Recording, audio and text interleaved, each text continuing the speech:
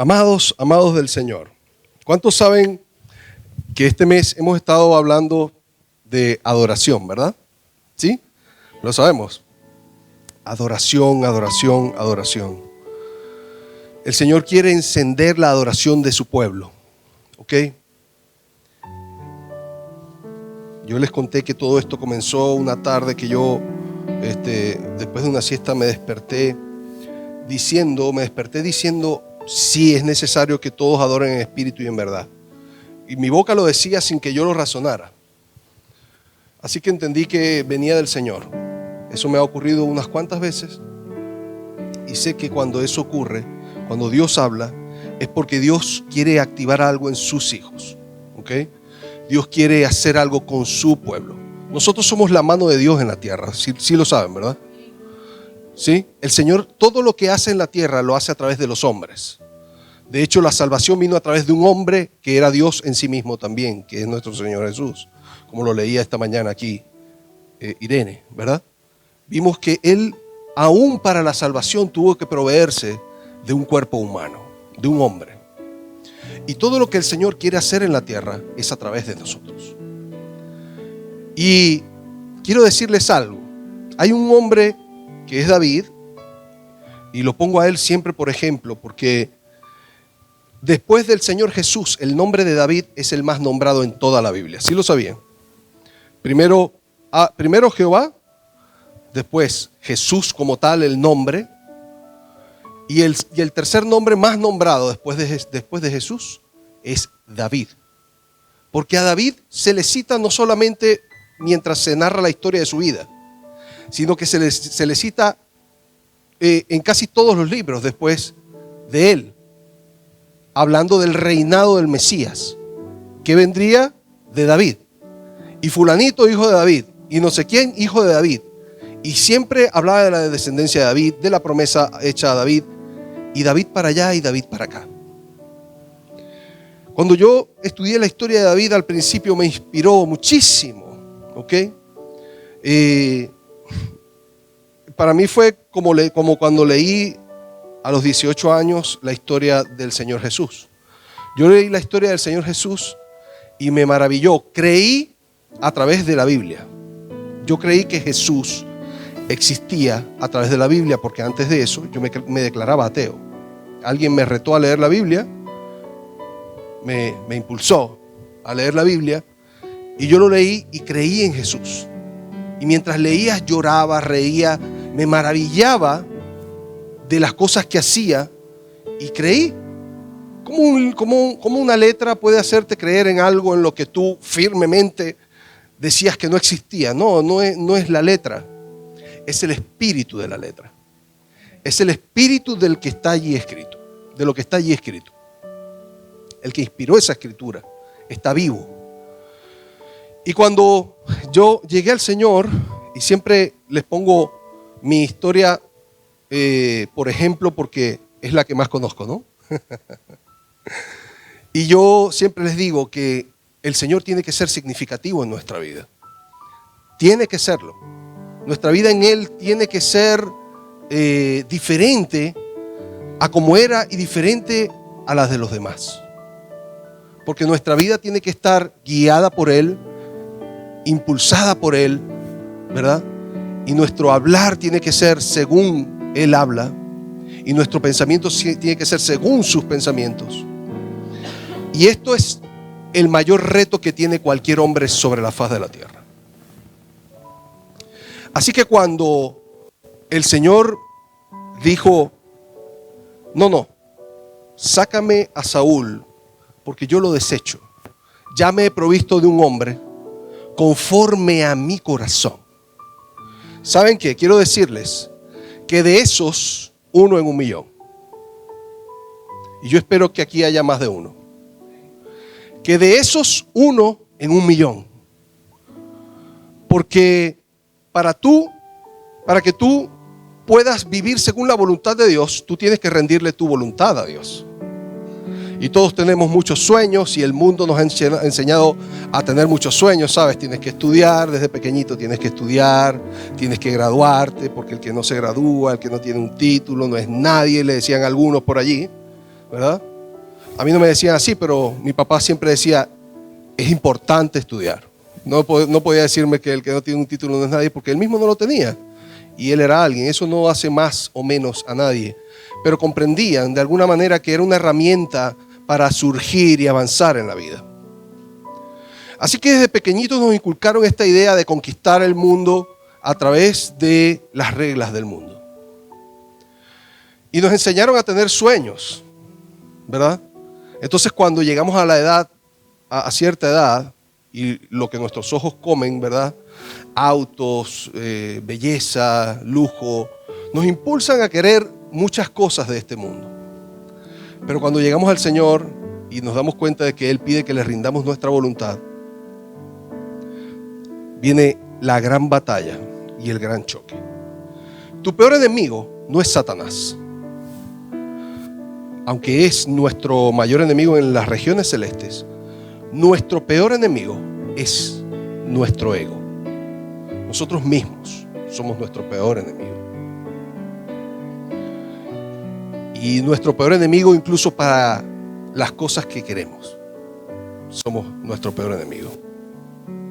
Porque nosotros queremos dominar. Quiero decirles que en la Biblia, la palabra de Dios nos enseña que dominar y manipular viene de Satanás. Dominar y manipular viene de Satanás. Alguien me dijo hace unos pocos días, bueno, no, tranquilo, yo voy a hablar con mi esposa y le voy a decir, en vez de decirle esto, le voy a decir lo otro. Y le dije, no, espera. No, así no. Si quieres comenzar una nueva vida en Cristo, tienes que irte siempre por el canal de en medio. Tienes que ir por la honestidad. Que tú sí seas sí y tú no seas no. Porque todo lo demás viene de Satanás, dice el Señor. Entonces, la manipulación, ¿sabes? No, tranquilo, yo le digo que fui yo porque le dije, no es así. Dile la verdad. No importa lo que desate, camina en la verdad. Y eso de regirse por lo que dice Dios y no por lo que yo aprendí para evitarme algún problema o para saltarme alguna regla o para ser más astuto. Eso es algo, hermanos, que es parte de nuestra voluntad. Y yo sé que aquí todos hemos tenido lucha con eso, ¿verdad? En algún momento. Ojalá fuésemos como los niños. Bueno, desde pequeños algunos niños ya aprenden a manipular, ¿verdad? Ahí es donde se muestra el pecado en el ser humano. Aún desde pequeños aprendemos a manipular. Pero esa no es la historia del rey David. El rey David, cuando ustedes lean, ¿cuántos han leído aquí primer y segundo libro de Samuel? ¿Sí? Levanten su mano, déjenla arriba. 1, 2, 3, 4, 5, 6. 6 personas. Y aquí hay 7. Y hay alrededor de 30. No sé, 25, 30, no sé. Si nosotros queremos vivir una vida de conquista, porque eso fue lo que definió la vida de David.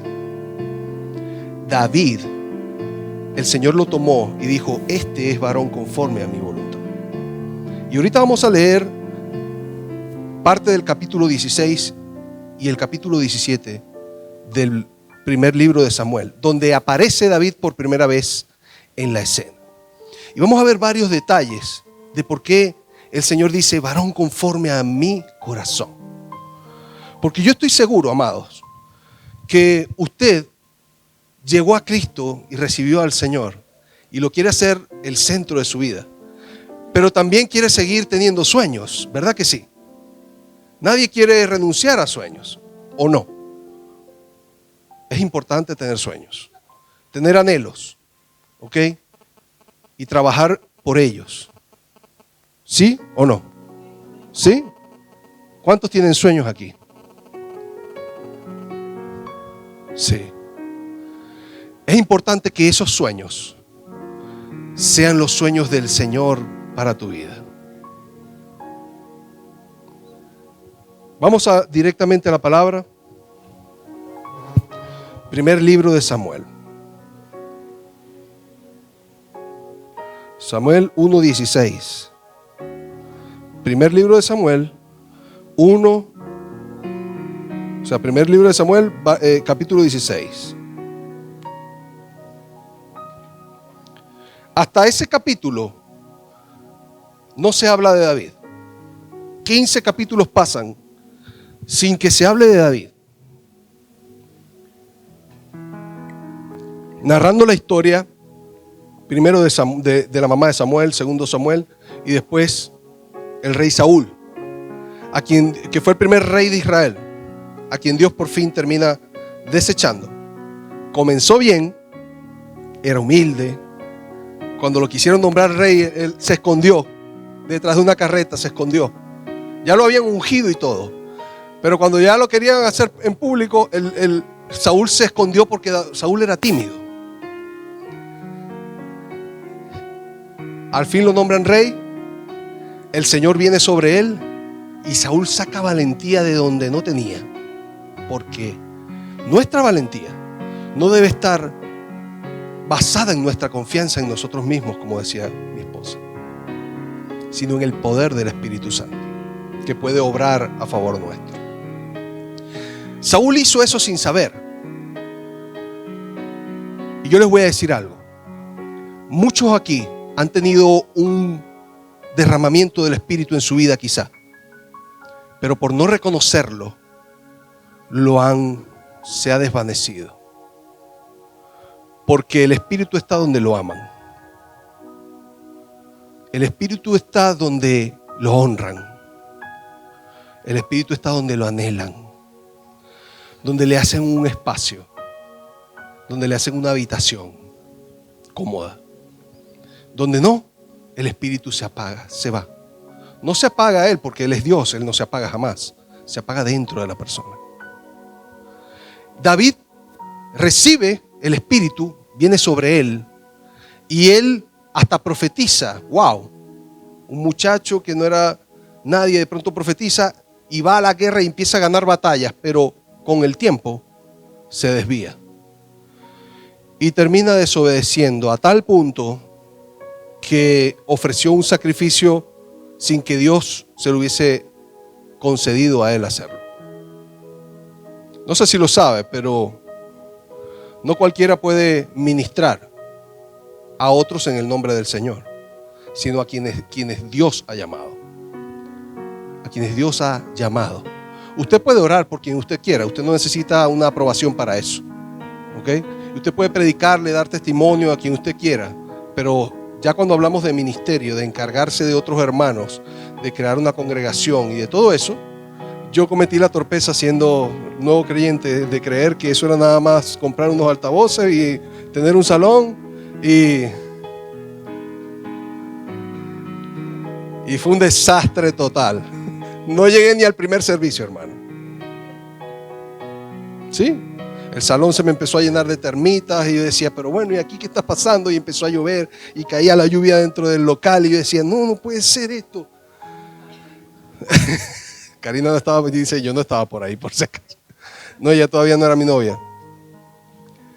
Porque no es según la apariencia, amados. Porque esto no es agarrar, leer la Biblia, tomar un micrófono, reunir a la gente y predicarles. Yo le invito a que lo haga. A ver cuánta gente se va a sentar a escucharles. Poca. Y eso yo lo intenté y fue un fracaso total. Hasta que Dios dijo, ahora sí. Porque es en el tiempo de Dios. Miren lo que sucede aquí en el capítulo 16. Ya les dije que Saúl había sido desechado por Dios. Dice, dijo Jehová a Samuel. Samuel era el profeta de la nación en ese momento, el profeta principal. Dice, ¿hasta cuándo llorarás a Saúl habiéndolo yo desechado para que no reine sobre Israel? Llena tu cuerno de aceite y ven, y te enviaré a Isaí, ese es el papá de David, de Belén, porque de sus hijos me he provisto rey. Y dijo Samuel, ¿y cómo iré? Si Saúl supiera, me mataría. Y Jehová respondió, toma contigo una becerra de la vacada y di: a ofrecer sacrificio a Jehová he venido. Y llama a Isaí al sacrificio, y yo te enseñaré lo que has de hacer. Miren qué hermoso. El Señor hasta aquí le dice: y yo te enseñaré lo que has de hacer. Muchas veces tenemos que movernos hasta donde Dios nos diga, esperando luego en la instrucción en Él, como lo hizo Abraham. Sal de tu tierra y de tu parentela a la tierra que te mostraré. En el futuro te lo mostraré. ¿Sí? Aquí mucha gente no sale si no tiene en el Maps bien ubicado el lugar a donde va. ¿Cierto? Muy bien. Verso 3 dice: y llama a Isaí al sacrificio, y yo te enseñaré lo que has de hacer, y me ungirás al que yo te dijere. Hizo pues Samuel como le dijo Jehová, y luego él llegó a Belén. Luego de que él llegó a Belén, los ancianos de la ciudad salieron a recibirle con miedo y dijeron: es pacífica tu venida. Recuerden, este era el profeta del presidente de la república. Este era el profeta del rey. O sea, era, digamos, casi la segunda mayor autoridad o la primera mayor autoridad de la nación. Y no estaba llegando cualquiera a un pueblito chiquitito, porque no sé si lo saben, pero Belén es una cosa que era lo que hoy diríamos un caserío. Era una cosa pequeñita. Hizo pues Samuel como dijo Jehová.